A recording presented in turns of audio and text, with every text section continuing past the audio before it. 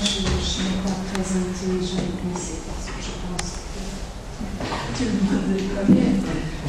Il n'a plus besoin d'être présenté.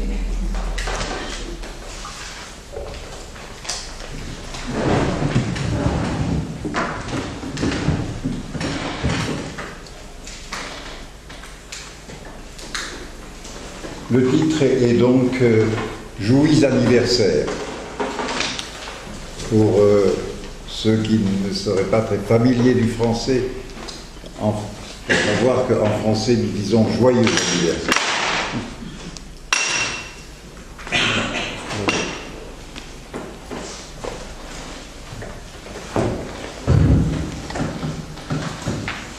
Pardon, c'est la version anglaise. Mais le titre est le même. Sous-titre Scène de la vie intérieure. C'est une citation. Pour le 10e anniversaire de La vie, la mort de Jacques Derrida. 1. De loin, il nous a vus venir, bien sûr, comme toujours. Et de loin, il nous a prévenus. Il est venu au-devant de nous, de nos initiatives. Le voilà. Non seulement depuis 10 ans, mais depuis 4 fois 10 ans, il nous attend à ce tournant. Quel tournant? Mais bien entendu celui où ça doit tourner, absolument, tourner en rond, pour revenir à soi. Ce revenir fut-il infini et donc sans retour. Il y a 4 fois 10 ans, en 1974, il écrit « Comment l'événement d'un anniversaire est-il possible maintenant? Qu'est-ce qui se donne dans un anniversaire ?» C'est Danglars. Désormais, je ne dirai plus ce qui est Danglars, parce que la plus grande partie des citations seront de Glas. Je ne dirai que quand elles ne seront pas de Glas. Comme le dit à peu près Hegel, ce maintenant ne perd rien à être relu hors de son présent. Il y gagne la possibilité d'un sens distinct de la certitude sensible, il y gagne la maintenance itérative de la signification. Maintenant et toujours maintenant. Je cite là l'écriture et la différence. Il est là, mais au-delà, dans la répétition, mais si dérobant, le tiers entre les deux mains tenant le livre, la différence a, dans le maintenant de l'écriture, l'écart entre le livre et le livre, cette autre main. Quelle autre main? Le texte ne le dit pas. Mais un autre texte, plus tardif, nous donne au moins des indices. S'occupant de la main de Heidegger, cet autre texte, c'est dans Psyché, relève que pour ce penseur Heidegger, la saisie à deux mains relève de l'empressement de la violence utilitaire et que les deux mains doivent plutôt se joindre et s'unir dans la prière ou le serment. Aussi, remarque Derrida, rien n'est-il jamais dit de la caresse ou du désir. Il ajoute que Heidegger pourrait protester que la caresse ne vient qu'après un avènement de la main depuis la parole, et en conséquence de cet avènement, la main qui donne, se donne, promet, s'abandonne, délivre et engage dans l'alliance ou le serment. Il le pourrait, Heidegger, mais il ne le fait pas. Pourquoi ne pas le dire? Demande Derrida. Il le demande à son lecteur, à nous, il se le demande à lui-même, il le demande à Heidegger. De même, a-t-il demandé, juste avant, fait-on l'amour avec la main ou avec les mains? Et dans la prosopopée, où il fait dire la protestation possible de Heidegger, ce dernier rappelle cette question de Derrida en mentionnant ce que vous appelez vulgairement faire l'amour, caresser ou même désirer. L'adverbe vulgairement recèle une partie au moins de la réponse de Derrida à pourquoi ne pas le dire ou pourquoi ne pas l'avoir dit. Il y a une vulgarité amoureuse, érotique, désirante, vulgarité à laquelle ne condescend pas la pensée de la main unique provenant de la parole et qui comme telle offre et reçoit, qui s'offre et se reçoit de telle sorte que toute œuvre de la main repose dans le penser. Citation de Heidegger faite par Derrida. On n'y contredit pas à ceci que toute œuvre de la main repose dans le penser. On demande seulement ce qui autorise à réserver l'œuvre pensante et parlante, loquace ou silencieuse, à une main unique ou unifiée et à subordonner, voire abandonner, la vulgarité de deux mains faisant l'amour, deux mains de l'une sur le corps de l'autre, ou en lui, en elle, aussi bien que les mains de l'une mêlées aux mains de l'autre, données, abandonnées à la caresse, à la manipulation et à la jubilation sexuelle, laquelle à son tour est une citation, on y reviendra. Il faut donc revenir aussi à ce soupçon de vulgarité sexuelle et manuelle. Mais d'abord, maintenant, où est passé l'anniversaire? Il n'est pas loin. Il nous attend toujours, en son maintenant réitéré. Une autre main qui écarte le livre du livre en même temps qu'elle écarte, rapproche et manie, ou fait se manier, deux mains amoureuses. Quelle autre main et quel écart? 2. À l'endroit où, d'Anglas, sur la colonne de gauche, à son sommet, surgit la question « Qu'est-ce qui se donne dans un anniversaire ?»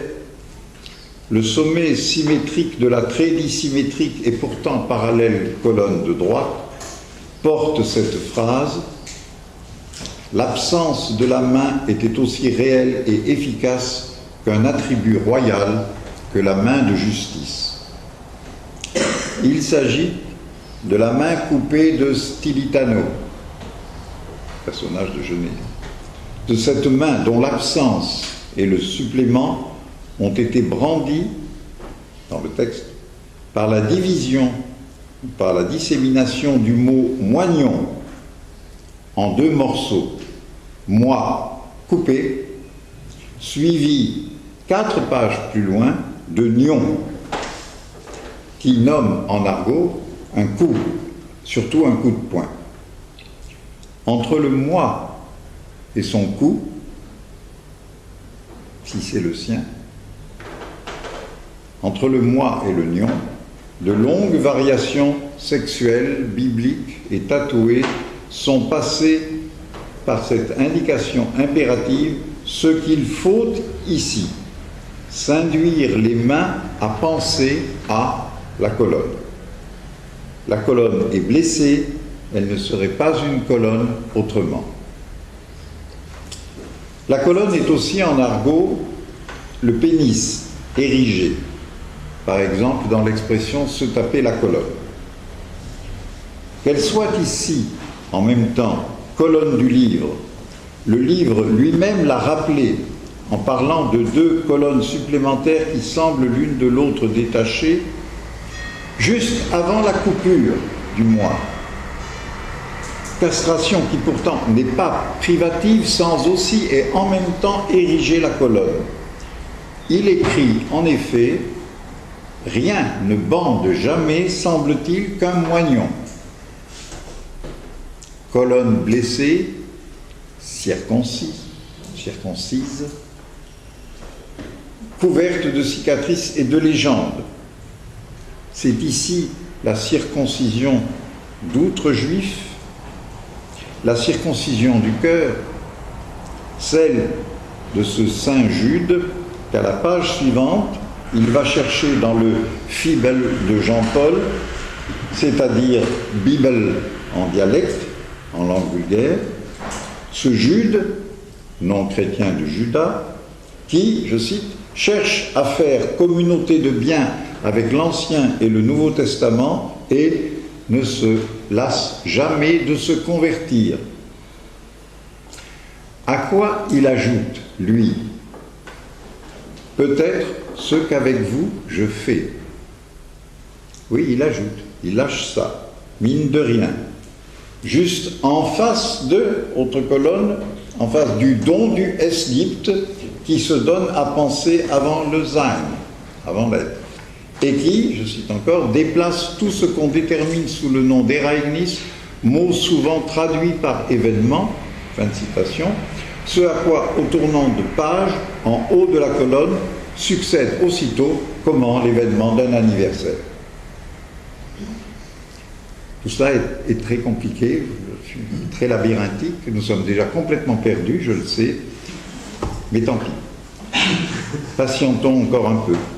Patientons, bien qu'il nous énerve prodigieusement, à nous guetter et ainsi, et à se convertir à chaque tournant, restant pourtant le même, oui, le même, éternellement dissemblable, exaspérant lui-même sa propre distension. Il est en train de nous introduire à comment rester soi sans soi, comment approprier improprement, comment ériger en coupant et comment se sexuer sans se différencier.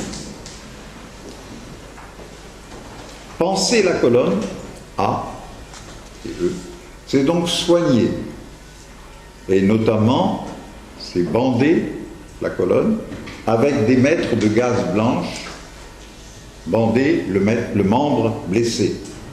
Mais ce n'est pas guérir, ce n'est pas revenir au même, et ce n'est pas non plus identifier par séparation.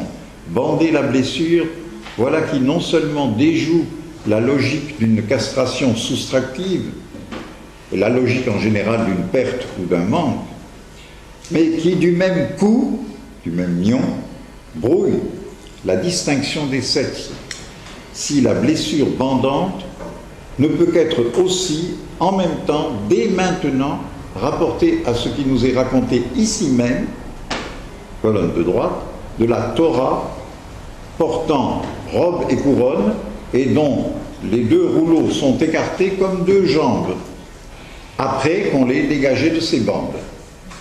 La Torah débandée. Il ne faut pas oublier que le double est aussi la colonne de Dieu, guidant son peuple, colonne de feu la nuit et de nuée le jour, ce qui oblige à compter avec le jeu indéterminé de ces deux matières informes, flamme et nuage, clarté, obscurité.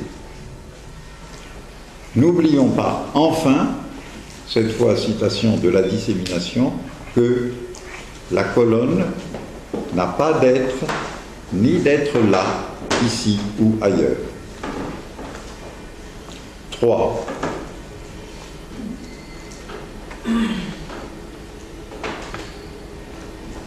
Or, l'anniversaire était déjà là. Colonne de gauche, vis-à-vis de la Torah, jambes écartées. Là, à gauche, avec l'anniversaire, il s'agit de l'érection pyramidale qui garde la vie, la mort, pour donner lieu au pour-soi de l'adoration. Le pour-soi de l'adoration n'est donc pas donné avec l'adoration. Avec elle, rien n'est donné. Elle donne, elle se donne, elle s'adonne. Elle adresse l'autre sans reprendre son adresse. Elle se perd, en somme, dans son adresse.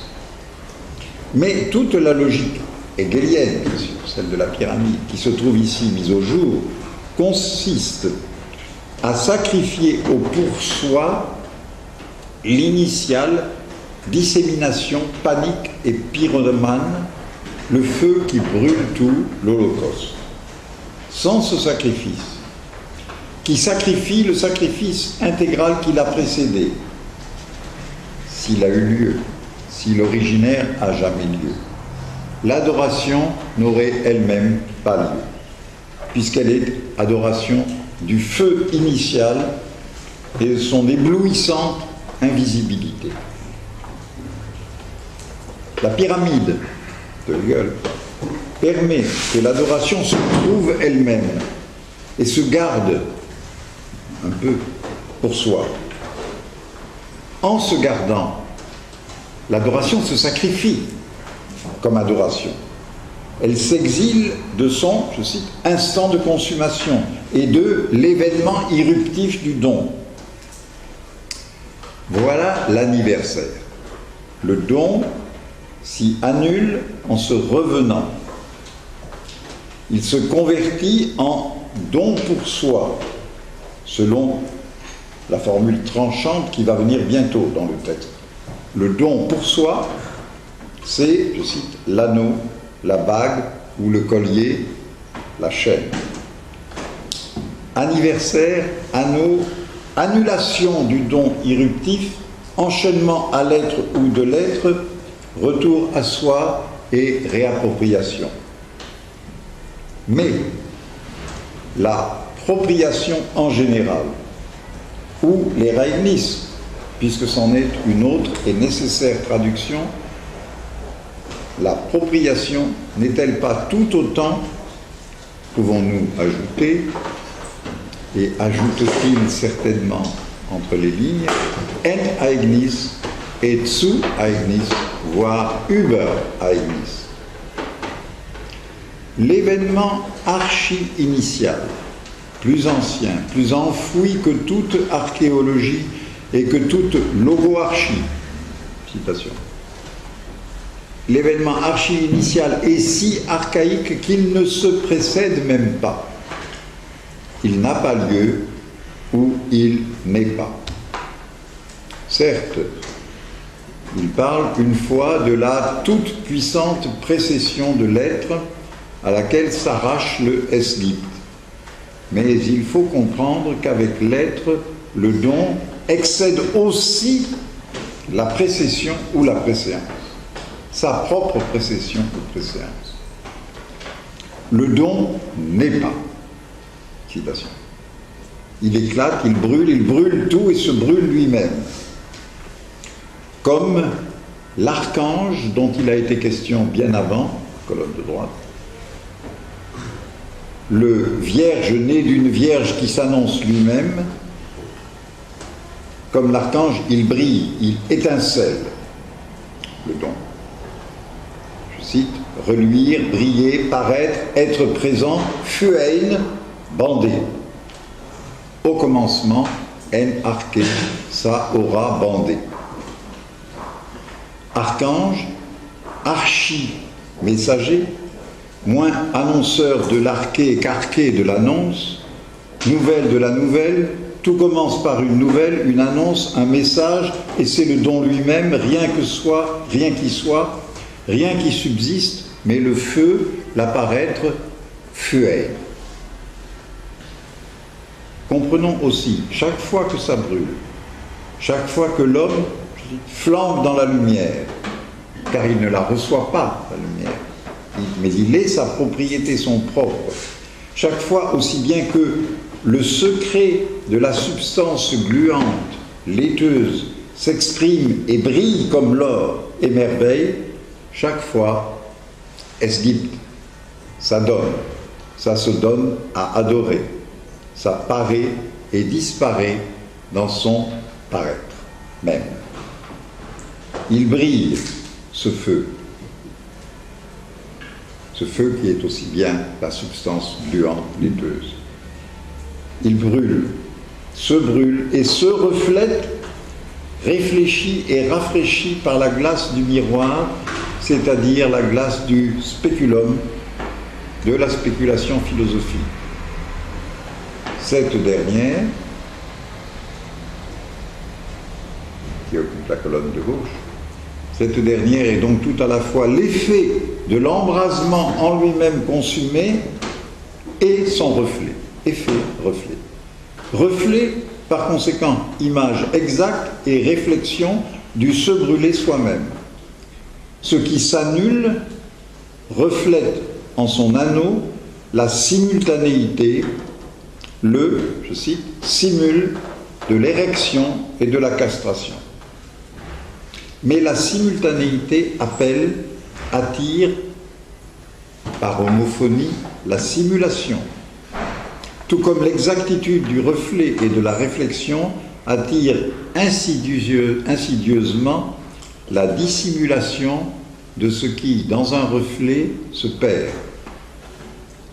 Peut-être le « en même temps » de la bande et de la contrebande dissimule-t-il un semblant, quelque chose comme le simulacre sans fin de l'écriture, ou bien comme un travestissement.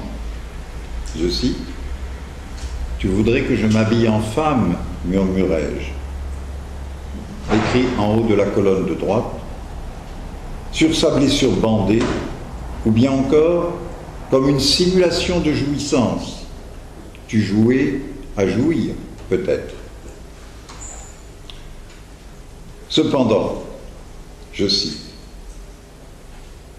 toujours colonne de droite et toujours indiscernablement Genet et Derrida. Cependant, au sommet du moment, une extase calme t'illuminait et mettait autour de ton corps de bienheureux un nimbe surnaturel. Le jeu de jouir fait encore jouir. En face, selon le simul des colonnes, il est rappelé que les choses naturelles ne sont pas pour elles-mêmes. L'esprit qui sort de la nature s'apparaît à lui-même, se libère et accède au pour-soi. Le nimbe surnaturel du Mac, de toi que, je cite, j'étais attentif à sentir t'écouler en moi, tiède et blanc, par petites secousses continues, fin de citation, ce nimbe de sainteté dans la jouissance porte la réflexion du jeu, le se sentir, l'expérience sentie, empfindung, précise la colonne à gauche.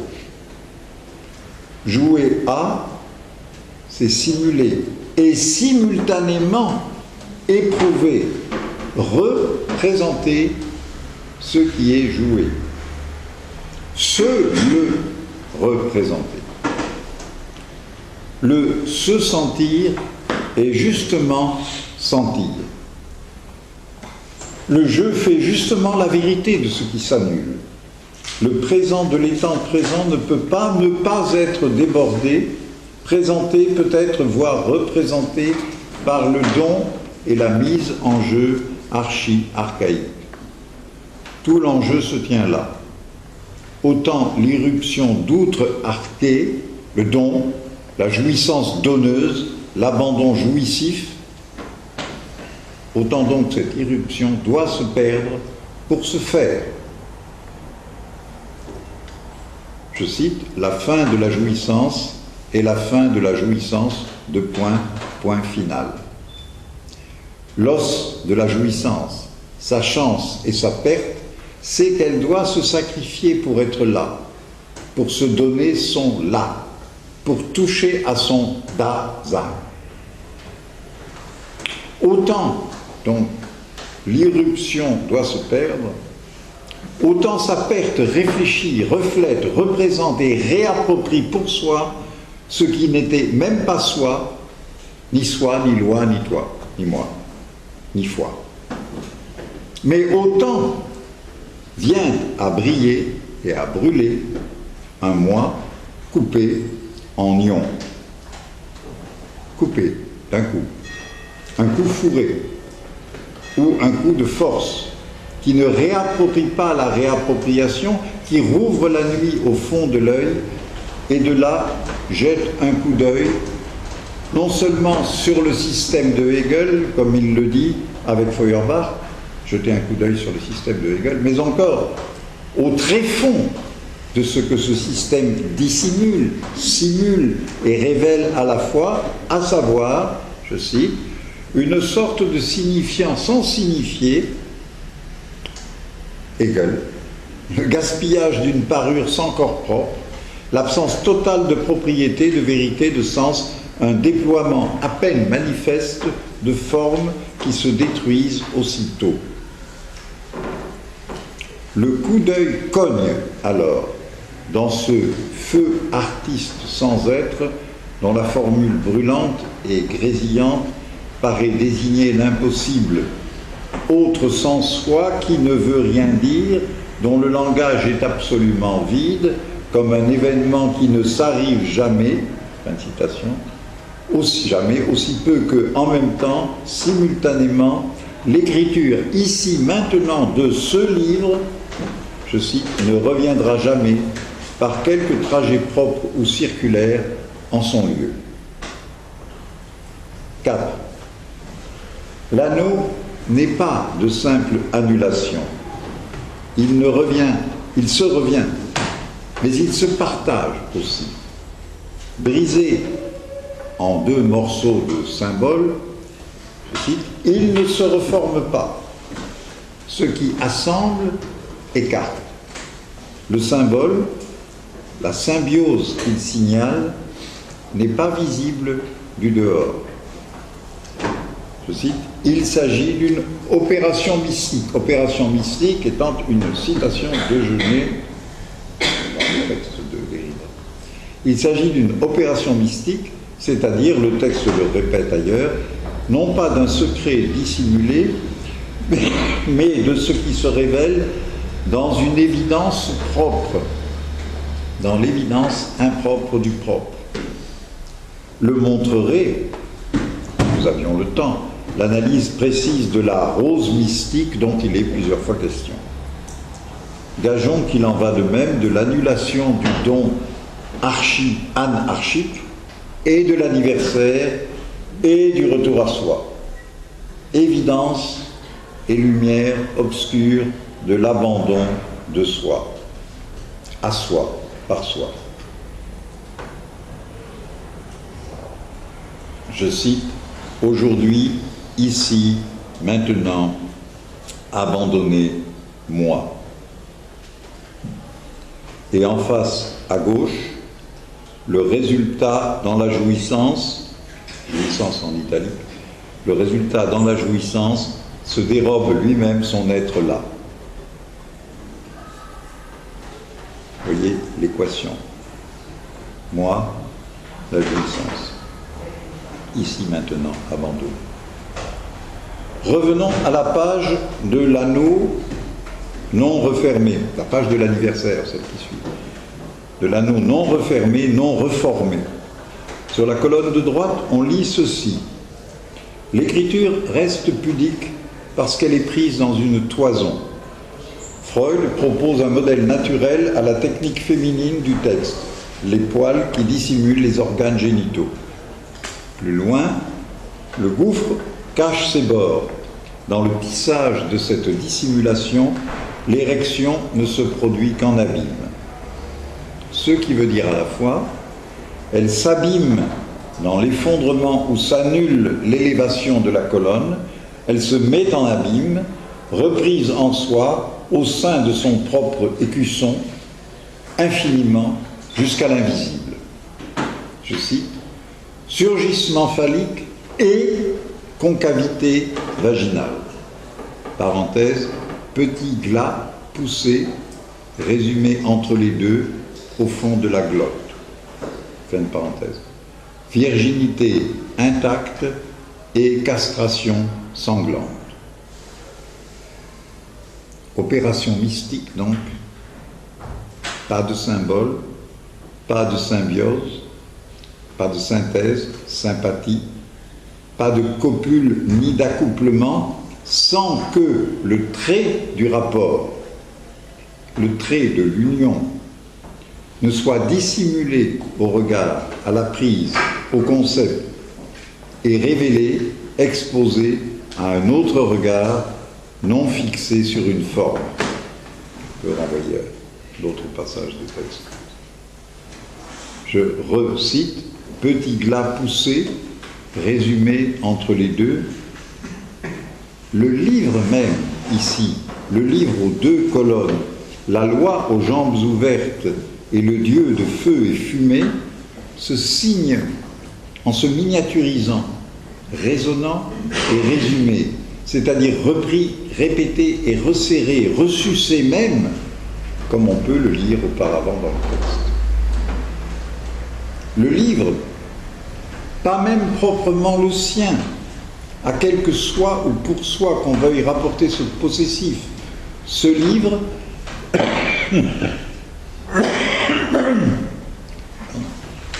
cite ou récite ceci, je cite, ce livre ne veut être qu'une parcelle de ma vie intérieure. Citant, appropriant par conséquent sans revenir à quelque soit que ce soit, sinon à celui de ce livre, ici, maintenant, écrit, relu, réécrit. Mais en face, et à gauche de l'écart, du milieu, l'autre colonne parle de quoi?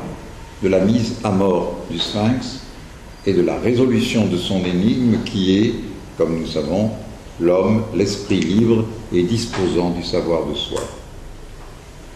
Quel savoir de soi répond d'une colonne à l'autre à travers la faille, la fente et le blanc?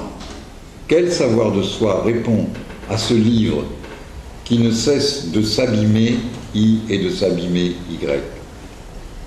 Celui-ci, sans doute, le savoir d'une essentielle attente entre sans soi et pour soi, il y a s'attendre, se tendre dans l'attente.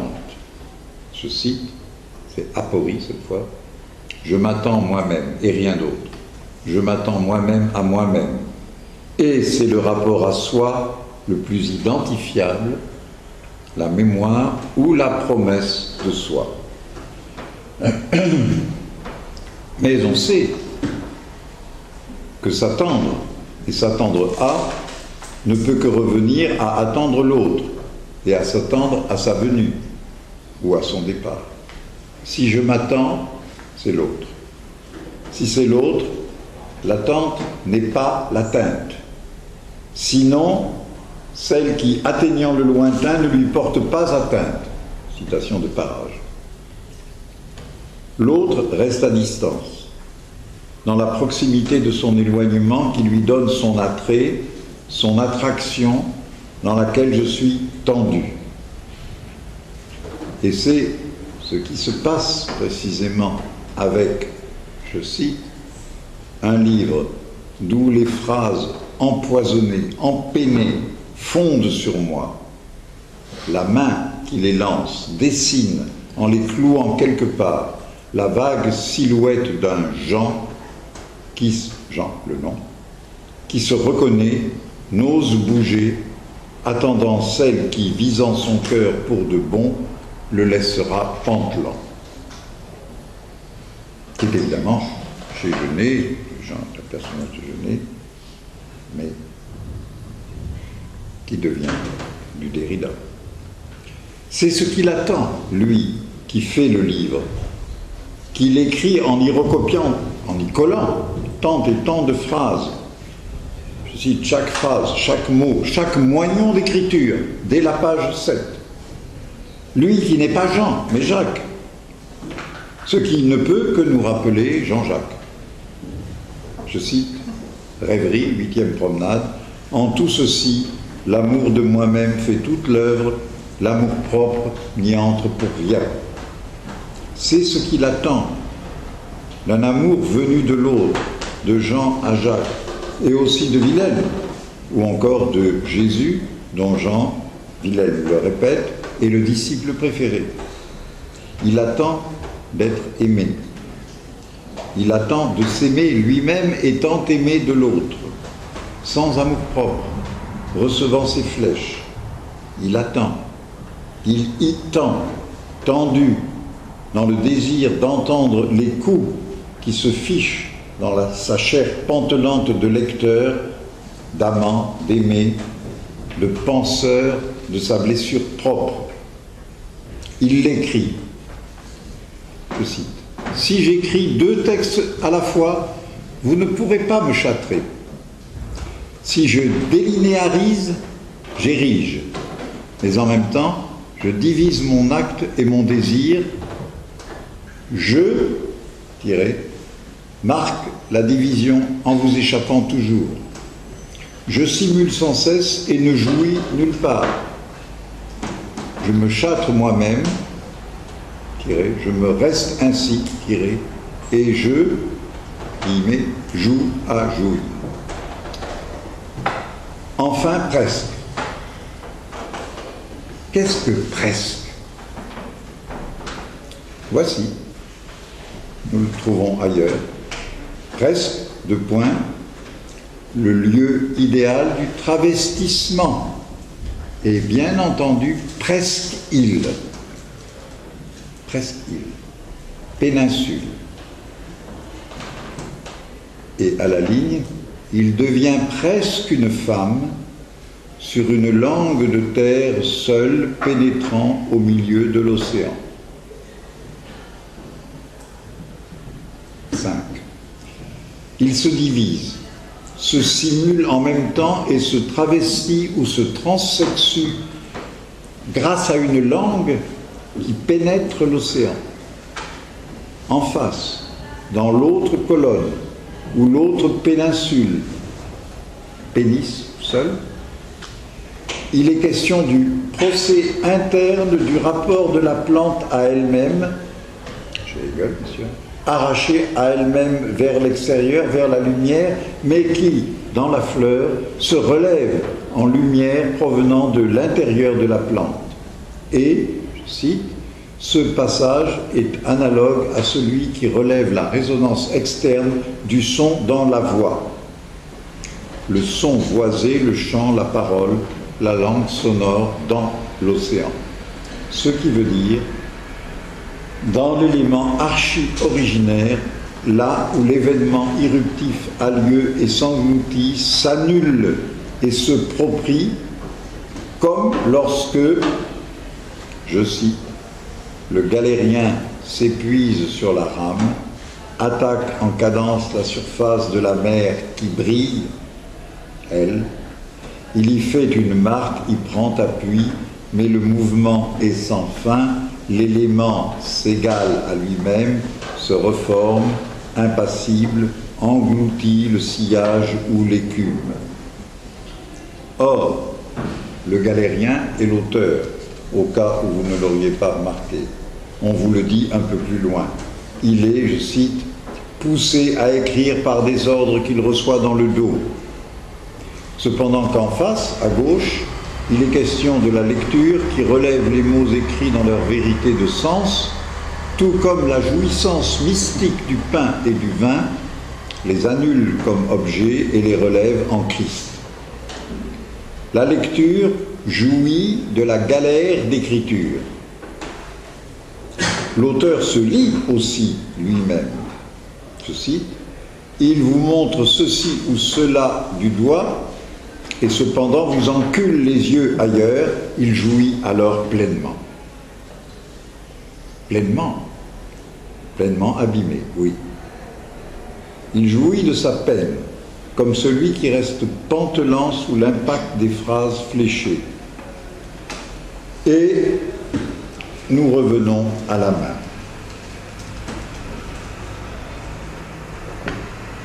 Nous revenons à la main qui fait irruption depuis le livre, qui bande l'arc et décoche les traits. C'est elle, l'autre main. Et c'est elle qui appelle, qui invite au jeu à l'œuvre des deux mains, comme celle de cette femme, je cite cette putain, qui prend soin des pieds de Jésus, je cite, l'adorant, le pressant doucement de ses mains, l'apaisant d'une sainte pommade, l'entourant de bandelettes au moment où il commence à raidir. En face des bandelettes, à droite, un collier, une toison d'or, devenant plus loin pubienne, au cou de Arcamon le Christ. Les attributs sexuels s'échangent, se mêlent, se transforment, se travestissent, se transsubstantialisent. dans la scène christique se joue l'opération mystique. Je cite, « Ceci est mon corps » procède à une copulation sans objet propre et, je cite plus précisément, une pénétration. Là où commence, à gauche, l'analyse de la transsubstantiation, on lit à droite. Elle, c'est la toison. Elle entoure le cou, le con, la verge, l'apparition ou l'apparence d'un trou en érection, d'un trou et d'une érection à la fois, d'une érection dans le trou ou d'un trou dans l'érection. Elle entoure un volcan. Le volcan et le trou érigé, déjà apparu dans le texte, désignent ou plutôt produisent, exhibent, gravent et jettent en flèche ce qui se dit aussi telle incalculable jouissance lorsqu'il s'agit de nommer la communion au corps et au sang du Christ. Le trou n'est donc pas plus un gouffre secret que la verge bandée n'est une plénitude glorieuse. L'un passe en l'autre, passe à l'autre. Ils ne sont pas déterminables, tout comme la différence, avec A, qui, je cite, marge, ne se donne jamais au présent, mais, je cite encore, ne se dissimule pas non plus comme un étant mystérieux dans l'occulte d'un non-savoir ou dans un trou dont les bordures seraient déterminables, par exemple une topologie de la castration. C'est ainsi, et je cite encore, qu'elle, la différence, excède l'ordre de la vérité. Et, je cite, mais revenant à Glas, c'est qu'en vérité, comprenons selon cette vérité qui excède, qui s'excède, c'est qu'en vérité, il faut encore une différence sexuelle, dit la colonne de gauche, là où à droite est pointé le gl dégénéré, à savoir l'emblème, le borborigme glaireux et la glace spéculative où se réfléchit et rafraîchit l'incendie de tout avant tout. Il faut une différence sexuelle. Il la faut encore. Et il la faut différente de la différence sexuelle en tant qu'opposition, distinction, distribution et attribution. Différente d'une différence entre sexes. Il faut une différence différente à, se jouant de colonne en colonne, de bord à bord et sans bord.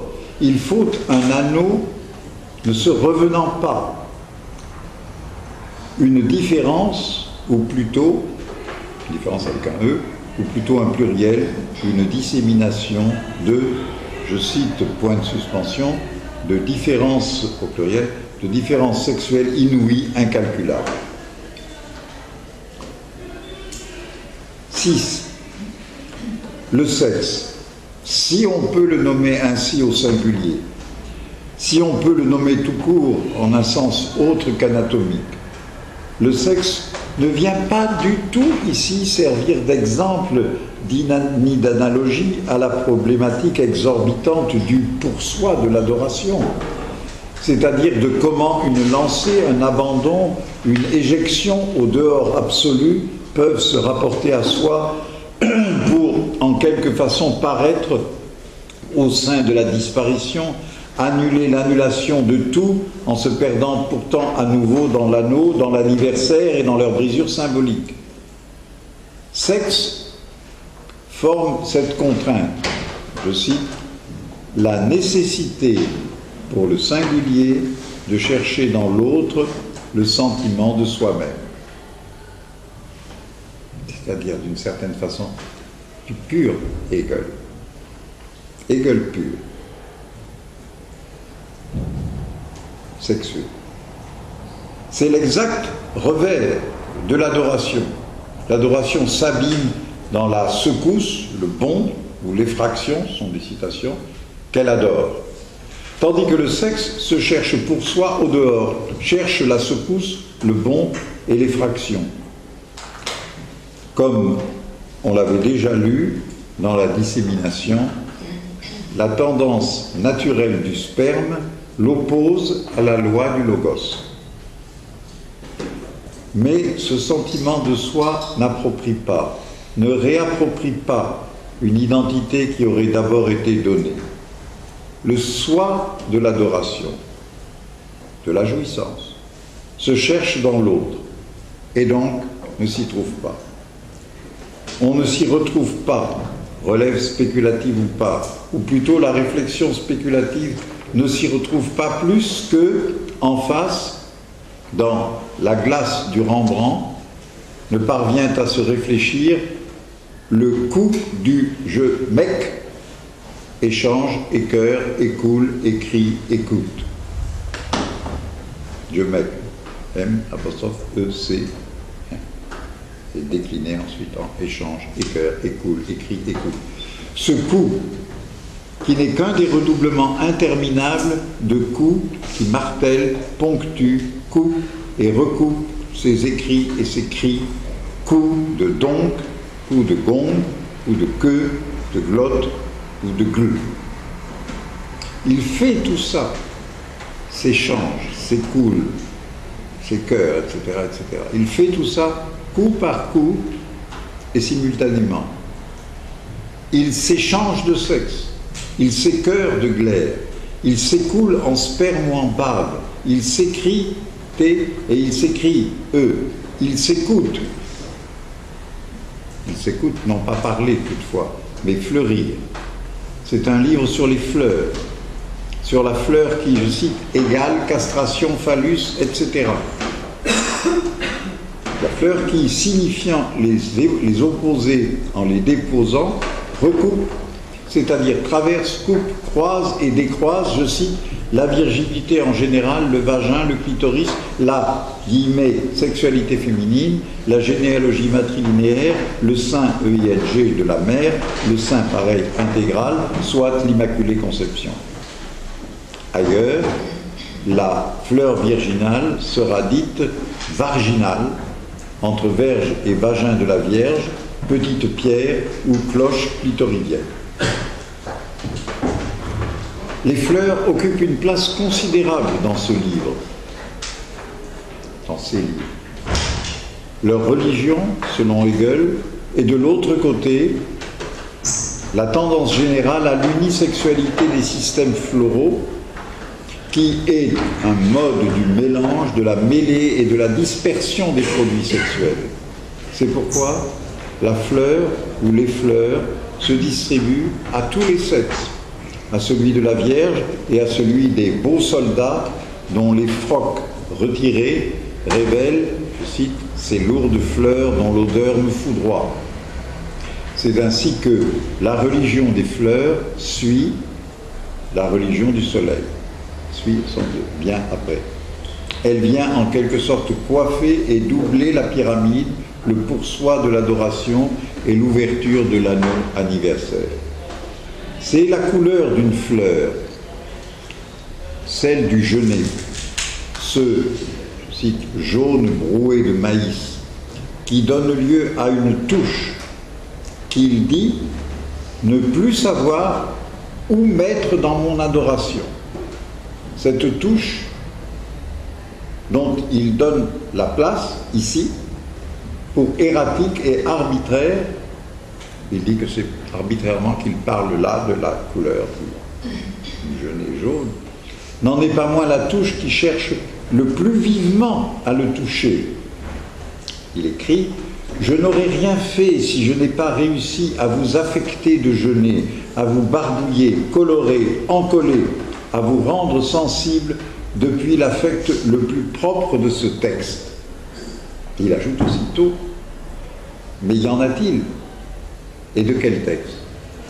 Du sien, du mien. » Or, c'est juste après qu'il assure, comme je viens de le citer, placer cette touche ici, cette couleur de fleur jaune qu'il dit ne savoir où placer. Une autre fleur jaune, pourtant, le réséda, a fourni la couleur des pantalons d'où se tirent ces lourdes fleurs que j'ai citées à l'instant. Jaune et cireuse est aussi la tache et la touche du baume au caractère onctueux dont Marie-Madeleine fait reluire le corps du Christ. Et il faut bien rappeler qu'en argot français, faire reluire, c'est faire jouir.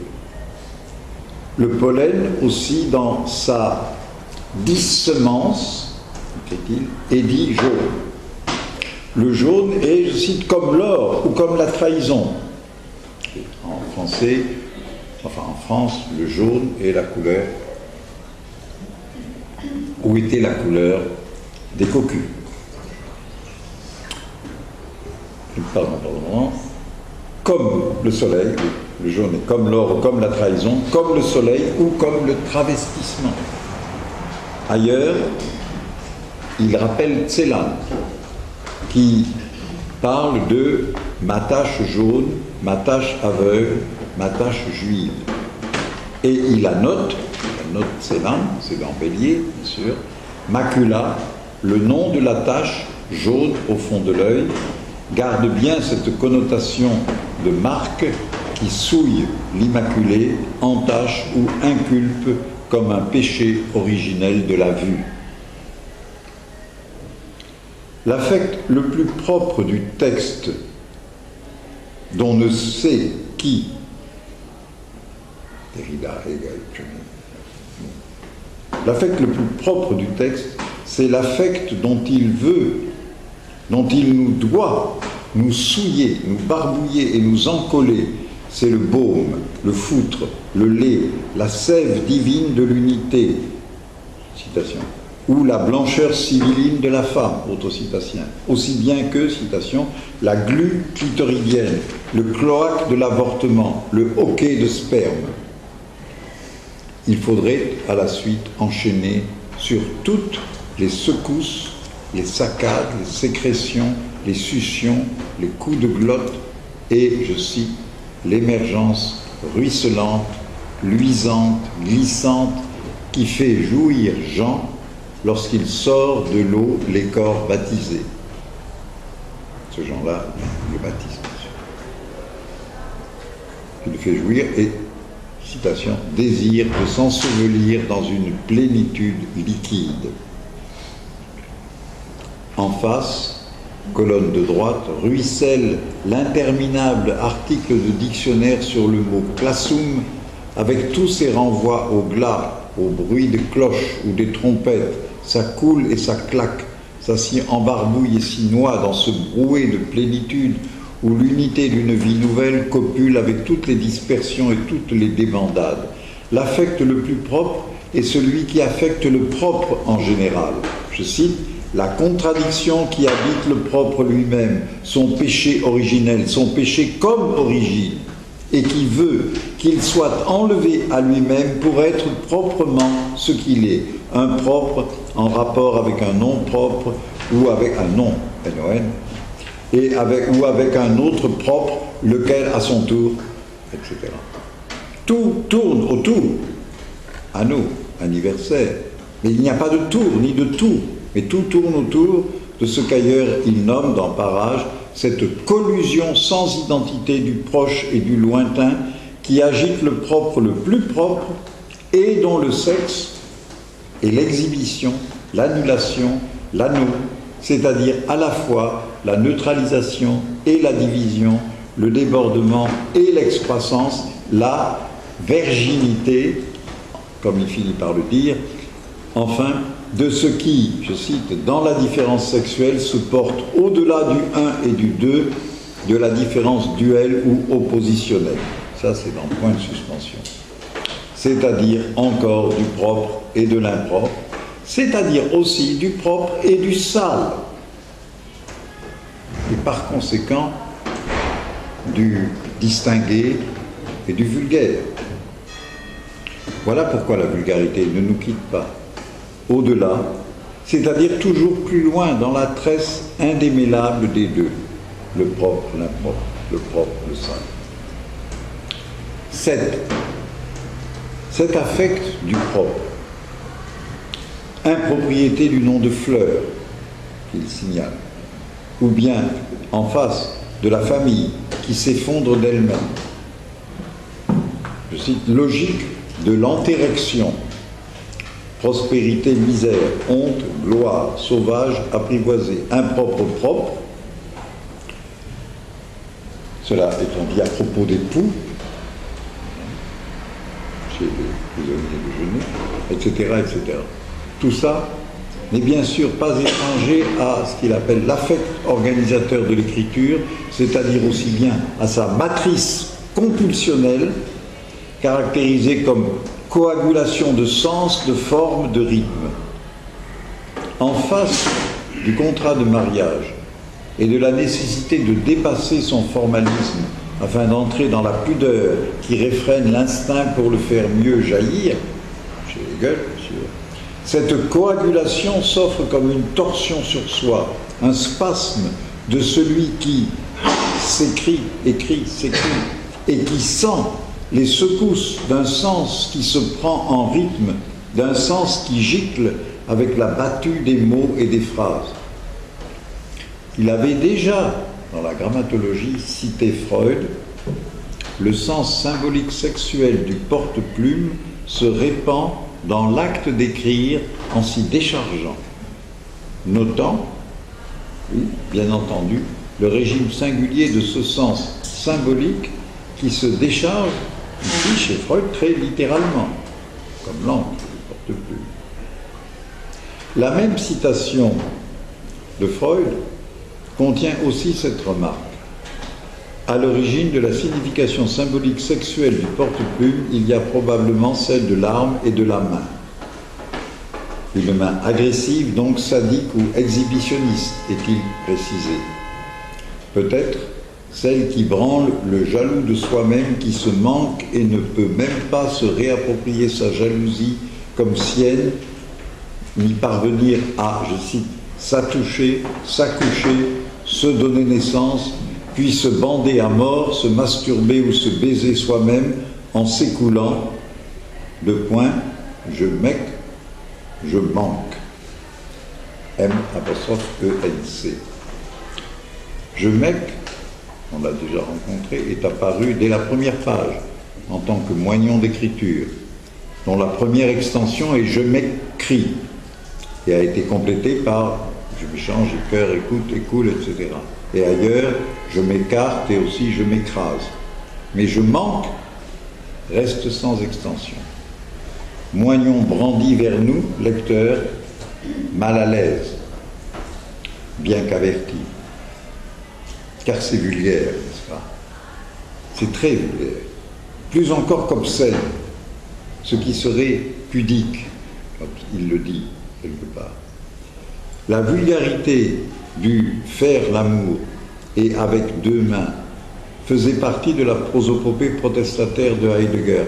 Or, ce dernier a été longuement examiné ailleurs par Derrida au sujet d'une autre vulgarité qu'il récuse, lui Derrida, à savoir la vulgarité du concept vulgaire du temps.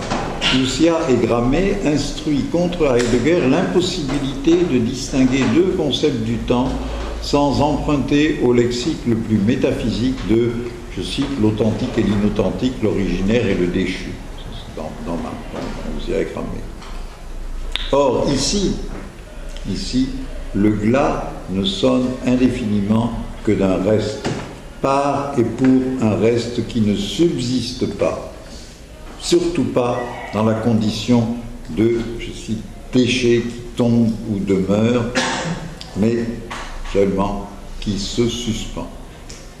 L'impossibilité, dans cette suspension du déchet, de séparer le vulgaire du noble, du relevé, et la chute de l'élévation, la fente de la saillie, la colonne de sa blessure, le pénibilité manigance tout ce texte à l'égal de l'impossibilité de distinguer l'authentique de l'inauthentique, ou du toc, le propre de l'impropre et du sale.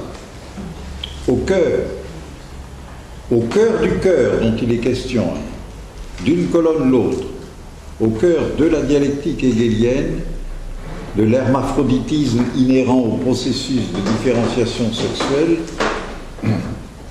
à ce cœur du cœur, je cite, « En face d'une rose rouge monstrueuse de taille et de beauté, il n'y a plus d'opposition ni de distinction en tous les sens du mot distinction. C'est bien là que se joue, je cite de nouveau, cette libération du don de la précession toute puissante de l'être. Cette libération initiée par le même Heidegger, mais du coup, gageons-le, non par une main seule. Si rien n'est ni vulgaire, ni distingué, mais toujours d'abord dans le ni-ni des goules, entre hommes et femmes, entre hommes et non-hommes, langage et non-langage, etc. Citation. Citation en face de Hegel, pris, je cite aussi, dans un entremêlement entre un repas de noces et un poste universitaire. Des lettres aussi. Alors, si rien n'est vulgaire ni distingué, alors le pour-soi de l'adoration s'affecte d'emblée d'une sortie ou d'une entame de soi. Un brouet de maïs se dégurgite sur la pyramide et l'irruption incendiaire du don ne cesse de hanter et de chanter à travers toutes les réappropriations. C'est aussi pourquoi ce livre double, et plus que double, joue plusieurs scènes à la fois.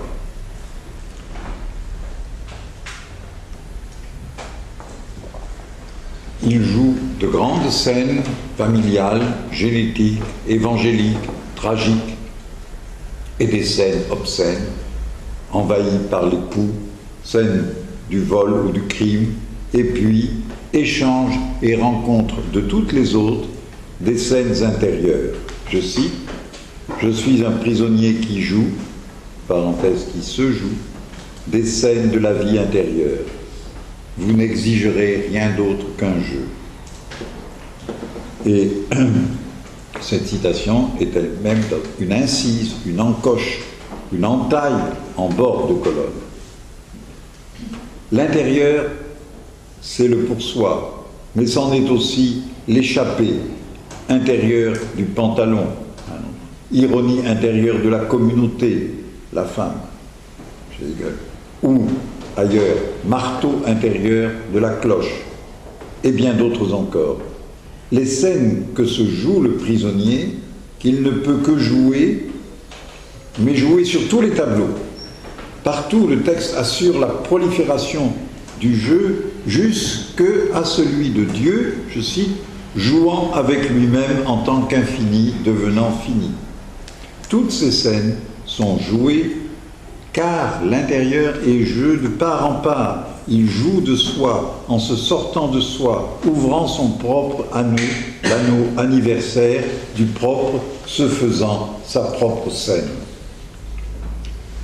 Le jeu est avant tout quand il dit « je », J-E. Là où je joue à dire « je ». Peut-être faut-il comprendre qu'on ne peut dire « je » qu'en jouant à le dire.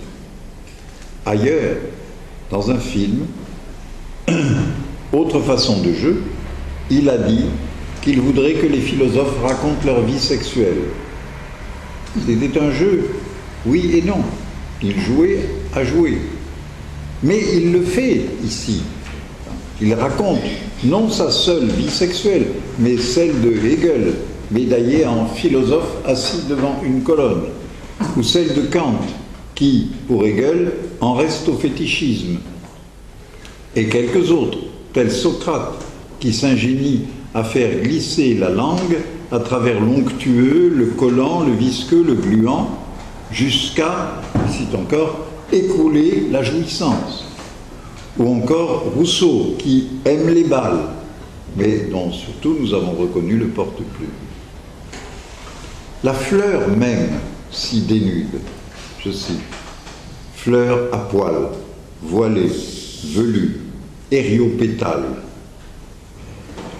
Tout cela, je cite toujours dans la citation, parenthèse, tout cela est très chargé, n'est-ce pas, trop chargé et de mauvais goût, dirait le gendarme ou le grand bourgeois. Dirait aussi Heidegger. Vulgaire donc. Une sorte de roman populaire, dit-il, en face de, je cite, la complicité séculaire de la philosophie et de la religion. Mais s'agit-il de vie lorsque le sexuel s'agit? Toutes ces vies intérieures secouées, branlantes, coulantes et collées ensemble, mises au dehors, jetées, ne pouvant plus se revenir, éjectées, éjaculées sans différence et amalgamées, coagulées, agglutinées dans la glu de la différence. Ah, je cite, le détaché reste collé par là, par la glu de la différence, par là. Lui qui écrit, par là, le A de la différence. La différence ne différencie plus, elle brasse et mêle plutôt en spasme, en étreinte, en, je cite, tout ce qui peut arriver à la bouillie, au brouet des nourrissons goulus. Le sexe y mêle confusément son naturel vulgaire et son adoration. Ils barbouillent l'une par l'autre, car, je cite, le désir naturel en tant que tel a pour destination de se perdre, d'être incapable de se réfléchir dans sa naturalité. Fin de citation. Et l'adoration s'englue dans sa tache jaune. Le sexe ne revient jamais au même, il ne se revient pas, il n'est pas pour soi, il n'est pas, il colle, il en colle en les écartant à deux mains, les colonnes sans être et l'anneau distendu de son anniversaire. Merci.